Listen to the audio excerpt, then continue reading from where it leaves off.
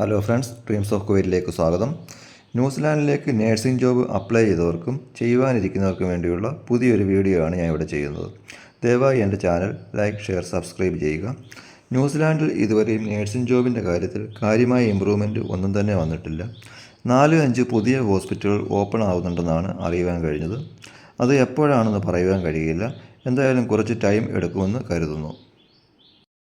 ഇപ്പോഴത്തെ health minister കൂടുതൽ medical സ്റ്റാഫിനെ ആവശ്യമായി വരുമെന്ന് അനൗൺസ് ചെയ്തതായിട്ടാണ് അറിഞ്ഞത്. ഇപ്പോഴും 2 വർഷമായി പ്രോസസ്സിങ്ങിൽ ഉള്ളവർക്ക് ഭൂരിഭാഗം ആൾക്കാർക്കും ഓസ്കി കടന്നു കിട്ടുവാൻ കഴിഞ്ഞിട്ടില്ല. ഓസ്കി അത്രയും ടഫാണ്. ഓസ്കി പാസ്സായവർ എല്ലാം തന്നെ ജോബ് സെർച്ച് ചെയ്തുകൊണ്ടിരിക്കുകയാണ്. പലരും പറയുന്നത് രാവിലെ ഒരു വേക്കൻസി കണ്ട് അപ്ലൈ ചെയ്താൽ വൈകുന്നേരം റിജക്ഷൻ ആയിട്ട് വരുമെന്നാണ്. എൻ്റെ അറിവിൽ ഒത്തിരി ആൾക്കാർ ഇങ്ങനെയുണ്ട്.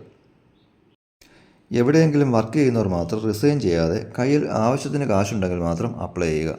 ലോണൊന്നും എടുത്ത് അപ്ലൈ ചെയ്യാതിരിക്കുക. ഓസ്കി കഴിയുമ്പോഴേക്കും നല്ലൊരു എമൗണ്ട് ചിലവാകുന്നതാണ്. ഇപ്പോൾ തന്നെ രജിസ്ട്രേഷൻ കഴിഞ്ഞവർ ഇഷ്ടം പോലെ വെയിറ്റിങ്ങിലുണ്ട്. എല്ലാവർക്കും ഈ വീഡിയോ ഉപകാരപ്പെട്ടു എന്ന് കരുതുന്നു. ദയവായി എൻ്റെ ചാനൽ ലൈക്ക്, ഷെയർ, സബ്സ്ക്രൈബ് ചെയ്യുക. ഞാൻ പുതിയൊരു വീഡിയോയുമായി നിങ്ങളുടെ മുൻപിൽ എത്തുന്നതാണ്. താങ്ക്